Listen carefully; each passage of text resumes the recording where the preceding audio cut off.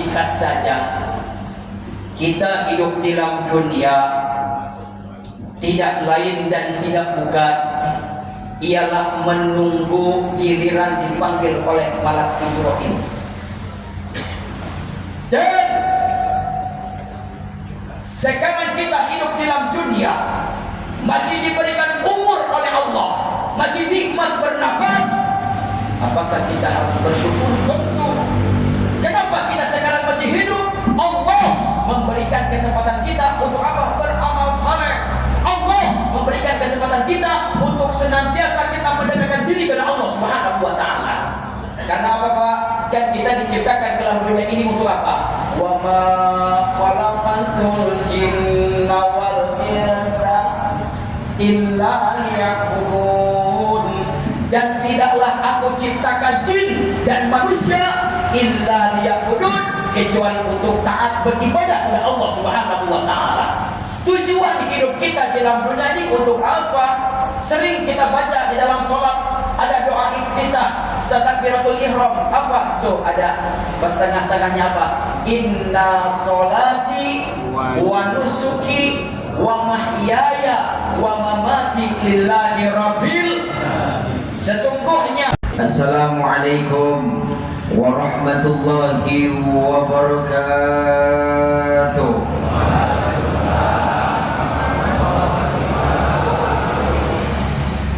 Bismillahirrahmanirrahim. Alhamdulillahi rabbil alamin. Segala puji bagi Allah, Allahu Rabbul Alamin. Allah lah yang memiliki apa yang ada di langit dan di bumi ini. Langit milik Allah, bumi milik Allah. Jadi segala apapun yang ada di dalam dunia ini milik Allah Subhanahu.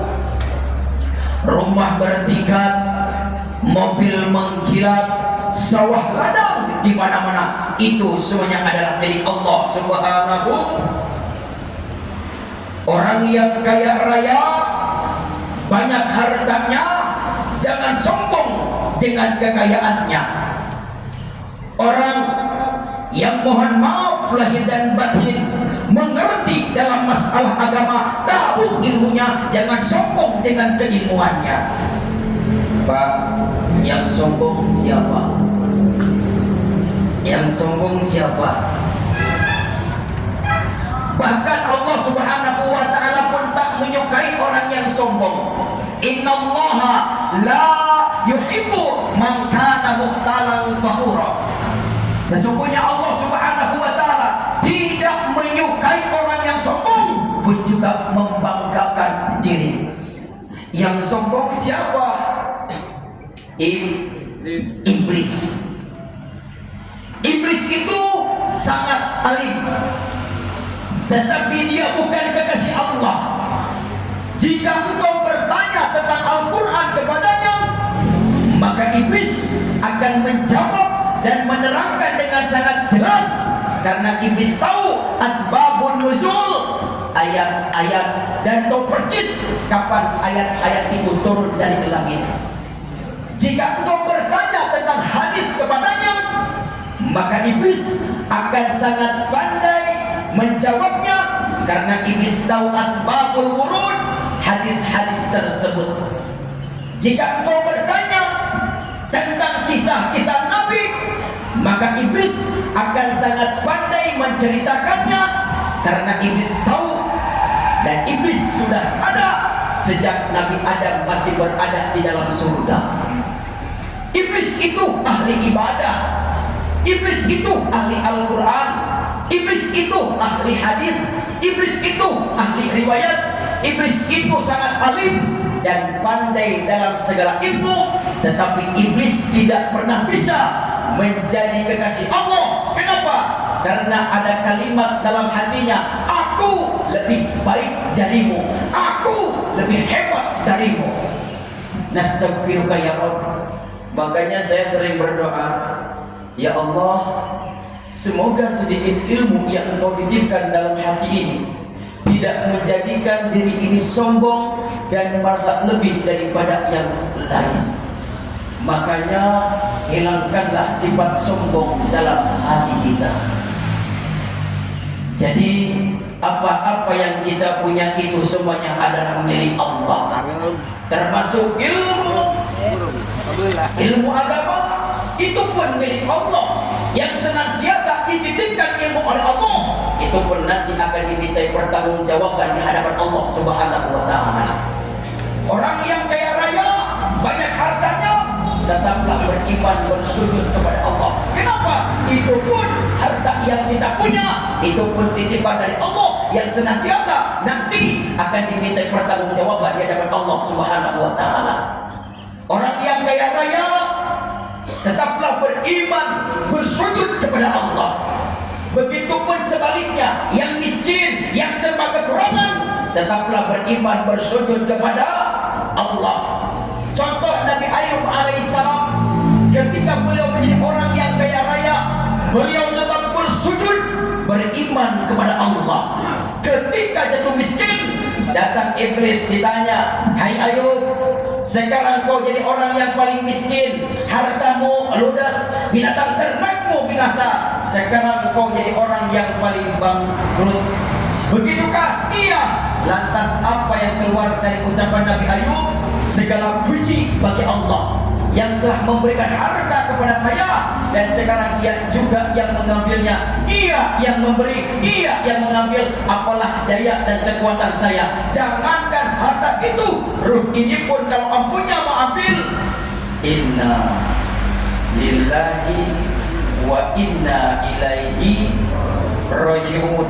Segalanya dari Allah, segalanya pun akan kembali kepada Allah Subhanahu. Jelas Bapak? Jelas? Bapak yang di belakang pun juga yang di sebelah kanan udah jelas? Yang semua di sini mohon maaf udah jelas? Mungkin ini saja yang bisa saya sampaikan. Kan udah jelas.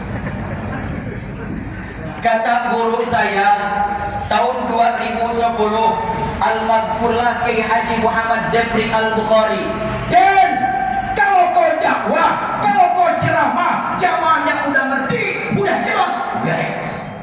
Allah Allah. Ya sekarang udah ngerti apa belum? Allahumma sholli wa sallim wa barik ala hadzal nabiyil karim sayyidina wa habibina wa syafi'ina wa qurrati a'yunina wa maulana Muhammad wa ala alihi wa ashabi ajma'in, amma ba'du. Ayo angkat sama-sama kedua tangannya. Bismillahirrahmanirrahim. Allahumma barik lana fi Rajab wa Sya'ban wa ballighna Ramadan wa a'inna 'ala siyami wal qiyami wa qiraatil Qur'an. Ya Allah, anugerahkanlah kepada kami keberkahan di bulan Rajab dan Sya'ban, dan sampaikanlah umur kami pada bulan Ramadan.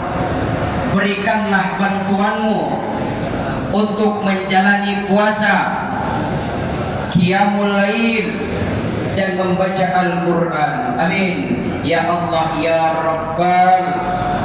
Sebelumnya para alim ulama, para kiai, juga bapak, mohon maaf lahir dan batin, karena yang berbicara di depan ini tidak lebih baik daripada yang mendengarkan. Sekali lagi, yang berbicara di depan ini tidak lebih baik daripada yang mendengarkan. Maklum Bapak, saya mah bukan mubalik yang pintar tabligh, bukan pula kiai yang pintar ngaji. Saya mah baru jadi bau-bau kiai. Mudah-mudahan saja jadi kiai beneran, amin. Lebih baik jadi bau kiai daripada kiai bau. Kenapa? Karena kalau jadi kiai bau, jangankan umat malah juga tidak mau mendekat turun. Juga mohon maaf dan batin Bapak. Pas tadi saya nyampe ke sini, itu bajunya kayak ojek online. Percis kayak baju ojol. Emang jujur Bapak, saya ini adalah dari ojek online. Ojol itu salah satu profesi saya dalam mencari nafkah. Tapi ingat, dakwah itu peran sebagai muslim sejati. Allahu Akbar. Yang penting kita ikhlas, yang penting kita tulus. Biarkan orang dengan penilaian apapun penilaian mereka terhadap diri kita, baik ataupun buruk, tidak sedikit pun mempengaruhi turun atau naiknya derajat kita, karena hak itu hak kuasanya Allah bagi yang Allah kehendaki. Mau tukang ojeknya, mau supir angkotnya, mau tukang taninya, mau tukang sayurannya, mau tukang dagangnya, mau tukang rongsoknya, selagi itu halal dan tidak merugikan orang lain, lanjutkan. Karena kalau zaman sekarang mengukur gengsi, lapar Pak. Betul apa enggak? Jadi selagi itu halal dan tidak merugikan orang lain, lanjutkan. Baik, maaf kalau manggil Ustaz jangan disingkat-singkat. Assalamualaikum Kak. Sehat, alhamdulillah. Kalau misalkan Bapak di WhatsApp, di Instagram, di Facebook, di TikTok, ya kan, kalau misalkan di WhatsApp Bapak misalkan chattingan boleh itu disingkat-singkat. Misalkan Bapak kata Bapak, Mama udah masak belum? MMH, MSK, BMM. Ya kan? Bapak di mana? PPH, DMN. Itu kalau misalkan di WhatsApp silakan. Tapi kalau manggil Ustaz jangan disingkat-singkat. Baik hadirin kaum muslimin rahimakumullah. Ini sholat subuh berjamaah, masya Allah. Niatkan dalam diri kita, niatkan dalam hati kita, kita sholat berjamaah. Kenalkan DKM ini, kita berkumpul di sini, niatkan untuk silaturahmi. Sebab apa? Man ahabba ayun saqalau fi rizqihi wa ayun sa'alau fi asari falyasir rahimahu. Barang siapa yang demen, yang cinta sama yang namanya silaturahmi, maka Allah akan luaskan, akan jemparkan apa milik rezekinya. Mungkin sebagian orang di luar sana bahwa rezeki itu hanya berbentuk uang, hanya berbentuk mobil, hanya berbentuk rumah. Ingat bahwa rezeki yang Allah berikan bukan hanya saja berbentuk duit, bukan hanya saja berbentuk rumah, bukan hanya berbentuk kendaraan, tapi apa? Nih, kesehatan badan kita pun ini adalah rezeki dari Allah Subhanahu wa ayun sa'alau fi asarihi, dipanjangkan umurnya, amin. Dan dipanjangkan umur seperti apa? Punten kapan dipanjangkan umur seperti apa? Berkah, sehat. Terus kalau misalkan orang yang bahagia itu menurut Kamandaka apa? Orang yang bahagia banyak duit. Iya, hidup di dunia. Kalau misalkan gak punya duit, dunia ini terasa sempit. Hidup di dunia gak punya fulus, urusan gak bakal mulus. Tapi Allah kalau simpan kebahagiaan di duit, berarti cuma orang yang punya duit aja yang cukup bahagia. Kalau Allah simpan kebahagiaan di rumah bertingkat, berarti cuma orang yang punya rumah bertingkat aja yang cukup bahagia. Kalau Allah simpan kebahagiaan di mobil, berarti cuma orang yang punya mobil aja yang cukup bahagia. Kalau Allah simpan kendaraan di suami, berarti yang punya suami aja yang cukup bahagia. Kalau Allah simpan kebahagiaan di istri, berarti cuma yang punya istri doang yang cukup bahagia, yang jomblo. Tapi apa Pak?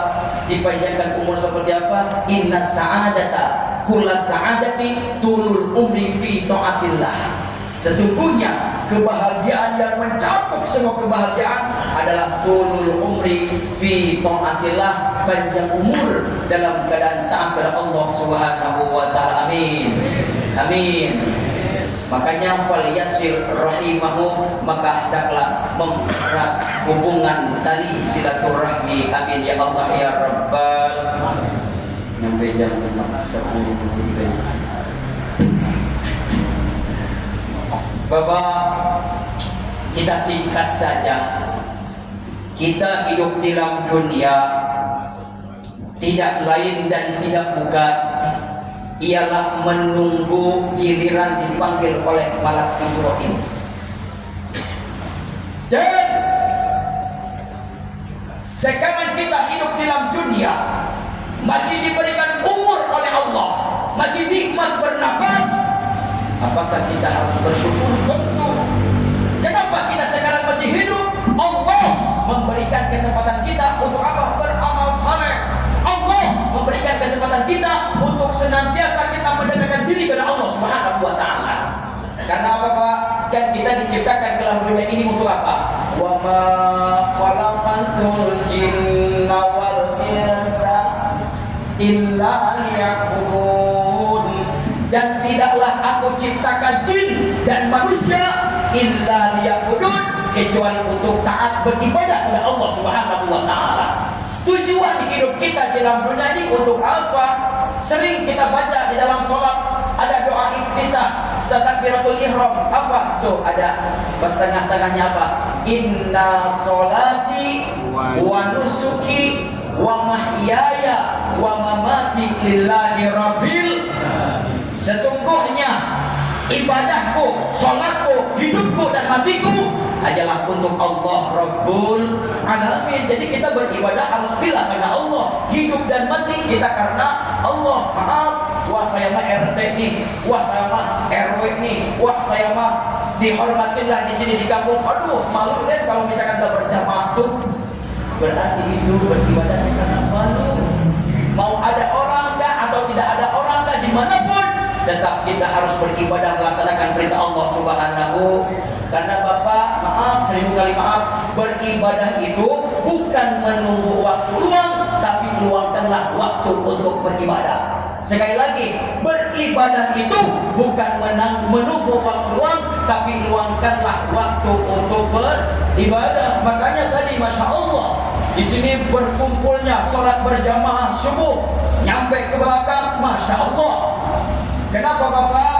Karena ini, kalau misalkan kita kerja bisa tepat waktu, contoh kita masuk kerja jam 8, sedangkan perjalanan kita ke tempat kerja sampai 1 jam, otomatis kita berangkat tuh gak bakal setengah 8, pasti jam setengah 7, gak bakal mungkin jam 7 berangkat, takut nanti kesiangan, berangkatlah setengah 7. Tuh bayangkan, berangkat masuk kerja aja walaupun jauh jaraknya 1 jam, bahkan hujan pun kalau pakai motor, pakai jas hujan, berangkat tepat waktu bisa masuk surga. Apa bisa masuk kerja? Begitupun sebaliknya Pak, sebenarnya kita pun mampu dan bisa sholat tepat waktu. Amin ya Allah ya Rabbal. Baik Bapak, saya mah yakin dan pasti di sini orang-orang semuanya pada mengerti dalam masalah Bapak. Ini kan tentang apa Isra Mi'raj. Kalau misalkan kita bahas ya dari Masjidil Haram ke Masjidil Aqsa sampai ke Sidratul Muntaha mendapatkan perintah salat, mungkin tidak bakalan cukup untuk kita bahas.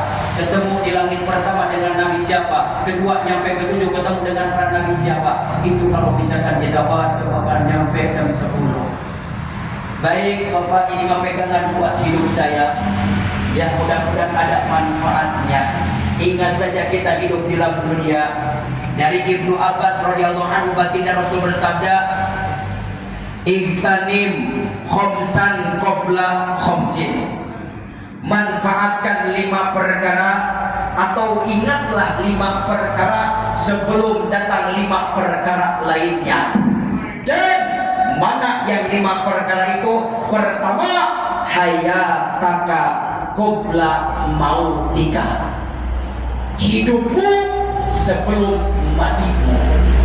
Karena Bapak, kalau misalkan kita setelah meninggal dunia masuk alam kubur, kita jangan nyampe menyesal. Kenapa? Karena orang yang meninggal dunia dia masuk alam kubur, ditanya oleh Allah, hai mayat, hai jenazah, kalau kau diberikan kesempatan hidup sekejap saja mau apa? Mereka berkata, laula akhortani ila ajalin qarib.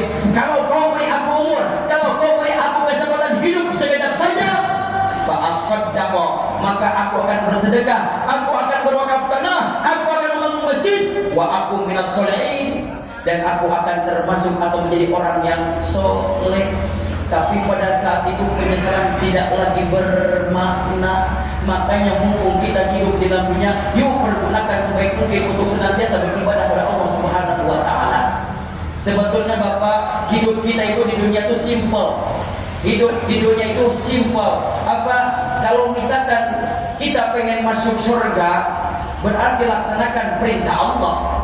Kalau kita tidak mau masuk neraka, berarti jauhilah apa yang dilarang oleh Allah. Ingat, surga bukan milik kita, neraka bukan milik kita, surga milik Allah, neraka milik Allah. Jadi kalau misalkan kita pengen selamat, pengen masuk surga, berarti laksanakanlah perintah Allah.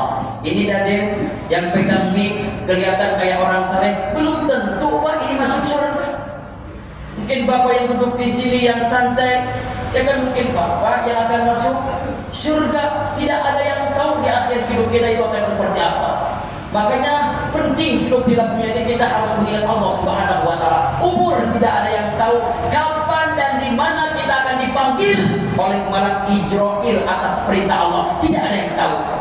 Karena syarat mati itu tidak harus tua, syarat mati itu tidak harus muda, syarat mati itu tidak harus sakit, syarat mati itu tidak harus sehat, syarat mati itu wah ini mah masih anak-anak, baru bayi baru lahir, jangan dulu mati. Enggak, kalau udah waktunya Allah cabut, udah inna lillahi wa inna ilaihi.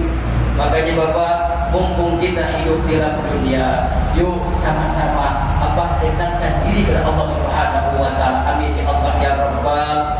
Saya mau tanya, kalau misalkan kita meninggal dunia, bawa apa? Pak, bawa apa? Kalau kita meninggal dunia bawa apa? Bawa amal. Makanya Bapak, kalau misalkan misalkan pasangan suami istri ngomongnya begini, Mama, Papa mah cinta sehidup semati sama Mama tempre. Sebaliknya pun, Papa, Mama mah cinta sehidup semati sama Papa tempre. Kenapa? Karena kalau misalkan istri meninggal dunia, masuk alam kubur, Bapak ikut enggak? Enggak. Udah ngadei, jangan mau geus ngadei. Ya kan, jadi apa yang akan menemani kita dalam belanja alam kubur? Saya pernah lihat Bapak ada di video itu orang kaya raya. Dia bilang begini ke keluarganya, kalau misalkan saya mati, nanti tolong masukkan ke dalam peti. Terus kalau nanti udah dimasukkan ke dalam peti, jangan lupa taruh uang 650 juta. Buat apa? Buat nyogok malaikat. Ya karena dia sukses dalam dunia, punya mobil, punya rumah, punya kontrakan, ya kan, punya tanah banyak. Kenapa? Dia masuk kerja nyogok dengan uang 650 juta. Emang malaikat bisa dicogok? Ada lagi saya ngeliat di YouTube, ada dia pecinta mobil. Mobil apa sih dia yang gak punya? Dia bilang ke keluarganya lagi sakit, kalau misalkan saya meninggal dunia, tolong masukkan saya ke mobil, terus kubur dengan mobil-mobilnya. Mau ngapain? Mau jalan-jalan di kuburan? Itu gelo. Kalau menurut saya sebagai driver ojek online, yang tadi kan bawa uang 650 juta, yang satu lagi bawa mobil masuk alam kubur. Kalau menurut saya sebagai driver ojek online, udah aja yang meninggal dunia bekelin apa? Nih, bekelin handphone. Nih handphone. Dan handphonenya takut lobet, bawa power bank. Dan power banknya takut lobet juga, bikin colokan ke kuburan. Terus kalau lapar pesen GoFood. Cuma dia kasihan siapa? Saya dari ojek online, juga teman-teman saya kasihan. Nanti kalau misalkan mesen, pas mesen dapat dari ojek online, Mas atau Mbak, ini pengantarannya sesuai titik ya? Dia jawab, iya. Ambil makanan, udah nganterin, nyampe sesuai titik. Nanya, Mbak atau Mas, ini saya udah sesuai titik. Bilangnya Pak, Mas, masuk aja ke dalam. Modal. Kenapa enggak? Nah makanya ini yang akan menemani di alam kubur, di alam barzah, tidak lain dan bukan ialah amal perbuatan kita, baik ataupun buruk. Itulah yang akan senantiasa tuh nemenin kita di alam barzah alias alam kubur. Dan benar kita akan meninggal pasti. Terus siapa yang akan menemani kita? Yang tadi saya sampaikan ialah amal soleh. Mau solehkah, mau burukkah, itu yang akan menemani kita. Dari Anas bin Malik radhiyallahu anhu, baginda Rasul bersabda, yatba'ul mayyita salasatun, mayat diikuti oleh 3 perkara. Dan mana yang 3 perkara itu? Pertama, ahluhu, keluarganya, wa malhu, hartanya, wa amalhu, dan amal perbuatannya. Fayarji'us nani wa yakawahidun. Sedangkan yang 2 perkara kembali sesudah mengantarkannya, wa yabqawahidun, dan yang satu tetap mengikutinya. Yarji'u ahluhu wa maluhu, keluarga dan hartanya kembali, wa yabqa amaluhu, sedangkan yang tetap bersamanya adalah amal perbuatannya. Kita sebagai suami, punya istri, punya anak, punya mobil, kita meninggal, walaupun harta kita banyak, bermiliar-miliar, bahkan bertriliun-triliun, ketika meninggal dunia, masuk alam kubur, pakai baju apa? Cuma kain kapan aja. Kita punya istri yang cantik, yang jengok, yang simpel-simpel, cantik. Ketika suami meninggal dunia, udah dibungkus dengan kain kafan, masukkan ke dalam keranda, ataupun mau diantarin, mungkin yang tadinya mobilnya mewah, Mercedes, BMW, dan lain sebagainya, paling masuk ketika menuju alam barzah, ambulan, masuk ke ambulan, diantar ke alam kubur. Istri yang cantik, yang molek, ngomongnya cinta sehidup semati, suami masuk alam kubur, istri nangis. Apa kata istri begini? Walau suamimu gagah perkasa, Israel datang tiada berguna, istri menangis sebelah mata sambil memikir siapa gantinya. Sebaliknya pun sebegitu, suami meninggal dunia, beres masa idah, udah nikah lagi. Makanya yang akan menemani kita dalam kubur tidak lain bukan ialah amal perbuatan kita, harta kita, istri kita. Walaupun kita mobil sebagus apapun, semewah apapun, tidak akan ikut masuk alam kubur, tapi dia pasti akan pulang lagi. Istri balik lagi, anak balik lagi, mobil, kendaraan semua balik lagi. Tidak lain dan tidak bukan yang akan menemani kita di alam barzah, alam kubur, tidak lain adalah amal perbuatan kita sewaktu kita hidup di dalam dunia. Makanya mumpung kita masih hidup di dalam dunia, yuk pergunakan untuk sebaik mungkin kita mendekatkan diri kepada Allah Subhanahu wa taala. Mumpung masih hidup, karena umur tidak ada yang tahu, dan kita hidup di dalam dunia ini tidak lain dan tidak bukan ialah menunggu giliran dipanggil oleh malaikat Israil atas perintah Allah Subhanahu wa taala. Pertama, hayataka qabla mautika. Yang kedua, wasihataka qabla saqamik. Sehatmu sebelum sakitmu. Ini Masya Allah. Bapak yang mungkin di sini umurnya 30 tahun ada, 35, 40, 45, bahkan nyampe 60, bahkan nyampe 70 tahun atau 80 tahun pasti ada. Ini mumpung masih sehat, kaki masih bisa melangkah, mata masih bisa melihat, telinga masih bisa mendengar, tangan masih bisa bergerak, kaki masih bisa bergerak. Kita melangkahkan 2 kaki kita untuk sholat berjamaah, sholat subuh, sholat zuhur, sholat maghrib, isya, dan lain sebagainya. Tuh Pak, mumpung sehat, syukur, alhamdulillah kita masih diberikan kesempatan sehat, bisa berjalan. Kenapa? Karena mohon maaf, dan batin saya pernah merasakan, Pak, diri saya bukan orang lain. Waktu kemarin ada COVID-19, saya sakit nyampe 2 bulan. Saya nggak bisa jalan, saya makan pun pahit, nyampe saya kurus kerontang. Kurus Pak, kecil, tapi dibawa ke rumah, bukan rumah sakit, bawa ke klinik. Pas di lab digini, itu negatif, enggak. Tapi ini kenapa? Saya Pak di pesantren di kamar, saya mau ke toilet, Allah Rabbi antara sakitnya Pak, itu napas teman, enggak segar seperti ini. Saya mau jalan susah, mengengsrot Pak, nyampe saya ke dinding begini Pak, ya Allah ya Rob, napas nggak ada Pak, cuma sedikit. Sampai apa Pak? Itu pas 2 bulan lebih sedikit, saya nggak bisa ngapa-ngapain. Minum juga cuma sesedok sedikit, itu pun pahit Pak. Ngomong pun susah, badan udah kurus. Apa coba Pak? Pas saya begini. Anak santri sebelah kiri dan sebelah kanan, yang satu baca Yasin, yang satu Bang la ilaha illallah Allah Allah. Di telinga saya Pak masih dengung sekarang. Itu waktu sakit. Terus apa pas sholat subuh, adzan duhur, asar, maghrib, isya, Allahu akbar, Allahu akbar.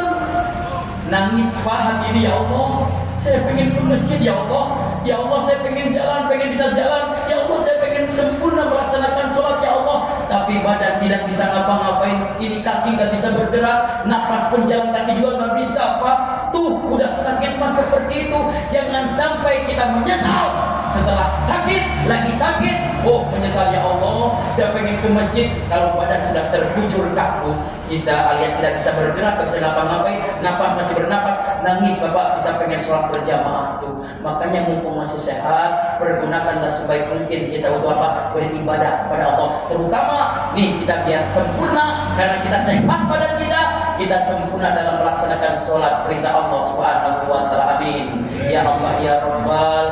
Yang ketiga, wa farogoka qobla sublika. Senggangmu sebelum sempitmu.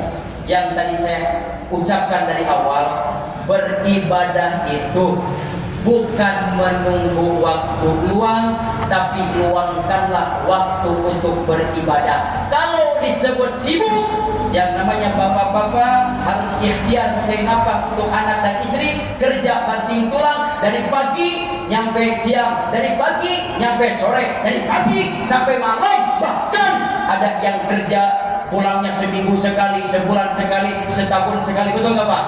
Oh, bekerja dari pagi, apalagi misalkan di mana di PT-PT, dan saya bekerja masuk jam 7, pulangnya sore. Mau sholat itu susah. Nah Bapak, kan di situ ada waktu kita untuk istirahat. Nah pergunakanlah Pak, karena kita bekerja itu untuk apa Pak?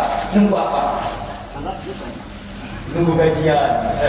Oke, kita bekerja itu sebenarnya kita bekerja itu menunggu datangnya waktu sholat.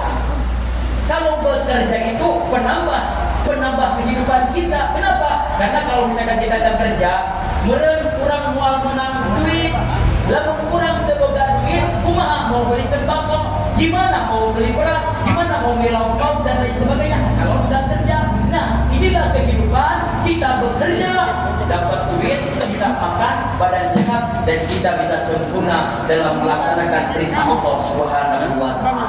Makanya ya beribadah itu bukan menunggu waktu luang, tapi luangkanlah waktu untuk beribadah. Yang keempat, syababaka qabla haramik. Mudamu sebelum tuamu. Tapi mohon maaf, yang saya lihat dengan kedua bola mata saya, mungkin di sini bujangan bisa dihitung.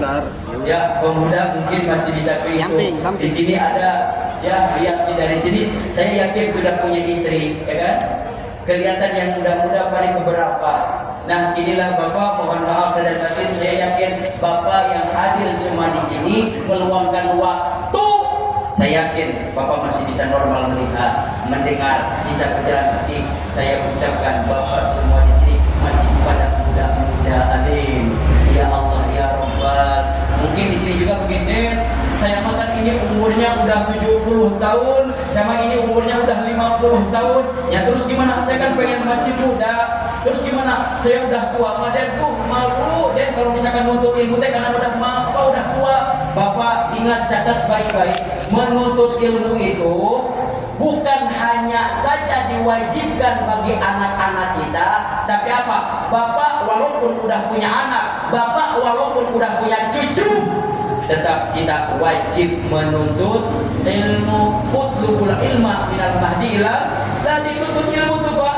Dari kita lepas dari ayunan orang tua kita sampai mana? Sampai masuk ke liang kubur. alias berpisahnya ruh dengan jasad kita. Tuh saking wajibnya kita menuntut ilmu. Bapak sholat subuh, bapak sholat zuhur, bapak sholat asar, maghrib, isya, beribadah kepada Allah tanpa dibarengi dengan ilmu. Mohon maaf lagi dan batin. Dan yang penting mah hidup di dunia mah sholat. Iya, yang penting hidup di dalam dunia mah sholat. Bapak sholat, berpikirnya jangan hanya yang penting mah sholat menggugurkan kewajiban. Bapak harus tahu bagaimana tata caranya wudu, bagaimana tata caranya sholat. Kalau misalkan kita sholat, gimana pertama niatnya, dalam bacaannya, bacaan Al-Fatihahnya, surat-suratnya. Dan itu Al-Fatihah kan ayat Al-Quran, surat-surat yang lain kan ayat Al-Quran. Dan kita membaca Al-Quran wajib pakai ilmu tajwid, makhorijul hurufnya, panjang pendeknya harus. Makanya beribadah kepada Allah. Nih mumpung kita masih ada para kiai, para guru, jangan malu kita untuk bertanya. Bahkan sekarang zaman modern, Bapak aduh deh saya mau malu ke Ustaz, umur saya udah 70 tahun. Buka ke anak ke cucu. Nah, Bapak pengen tahu bagaimana tata cara wudu. Nah, Bapak pengen tahu bagaimana tata cara sholat. Buka di YouTube bagaimana tata cara wudu dan doanya. Bagaimana tata cara sholat yang benar. Itu bukan udah beres kita melihat, oh sholatnya begini, oh bacaan nanti begini. Nah baru kita konsultasi itu sama guru Pak Kiai, bener nggak di YouTube ini saya belajar sholat? Kadang Pak Kiai saya malu udah mengusahakan, kata Pak Kiai, oh benar, ya udah lanjutin tuh. Karena zaman sekarang zaman modern Bapak. Jadi kalau misalkan kita beribadah, ya umur saya udah 70 tahun, gimana dong Den? Ya Pak masih ada kesempatan kita untuk belajar ilmu agama. Sebab Bapak sholat, Bapak ngaji, Bapak puasa, ibadah kepada Allah tanpa dibarengi dengan ilmu. Wa kullu man bi ghairi ilmin ya'malu a'maluhu mardudatun la tuqbalu. Setiap orang yang beramal, setiap orang yang beribadah tanpa dibarengi dengan ilmu, maka amalnya mardudatun la tuqbalu, ditolak, tidak akan diterima oleh Allah Subhanahu wa taala. Na'udzubillahi. Yang terakhir, wa ginaka qabla fakrika. Kayamu sebelum miskinmu. Bapak catat biar barokah di rezeki kita. Lama-lama gimana Den? Bapak maaf, 1000 kali maaf. Kita punya harta banyak nih. Ya kan misalkan 100.000, itu uang 100.000 tidak hak mutlak 100% milik kita, tidak. Tapi di uang 100.000, 1 juta dan seterusnya itu ada 2,5% hak anak yatim, fakir miskin yang benar-benar membutuhkan. Apa 2,5% harta kita netap buat orang lain? Ya 2,5% kalau insyaallah bakal barokah. Amin. Ya Allah ya Rabbal. Baik Bapak, ya Masya Allah, karena waktu udah jam 6 seberapa, jadi sesingkat-singkatnya saya menyampaikan apa yang saya bisa, apa yang saya pernah belajar dari guru-guru saya, pernah ngelogat, ngaji. Ya udah, guru sampaikan ini, saya menyampaikan juga seperti ini. Ya mudah-mudahan senantiasa apa yang saya sampaikan ada manfaatnya. Dan saya minta doa kepada Bapak semua, para kiai, para ulama, mudah-mudahan yang saya sampaikan ini ada manfaatnya, ada pahalanya, dan mengalir ke almarhumah orang tua saya. Kalaupun orang tua saya masih ada, mudah-mudahan dipanjangkan umur taat ibadahnya. Kalaupun orang tua saya sudah tidak ada, mudah-mudahan kembali kepada Allah dalam keadaan husnul khatimah. Karena yang berdiri tegak di sini belum pernah sama sekali yang bertemu dengan yang namanya orang tua. Demi Allah, ketika saya di pondok pesantren tidak ada satupun maupun bapak, maupun ibu, maupun paman, maupun bibi, maupun adik, maupun kakak. Selama di pondok pesantren tidak ada yang menjenguk saya karena saya tidak tahu keluarga saya di mana. Jadi mudah-mudahan ya Bapak punya anak putra putri di pondok lebihnya mohon maaf dan batin. Dan insya Allah kalau ada kesempatan kita bisa bersilaturahmi kembali. Amin ya Allah ya Rabbal alamin. Assalamualaikum warahmatullahi wabarakatuh.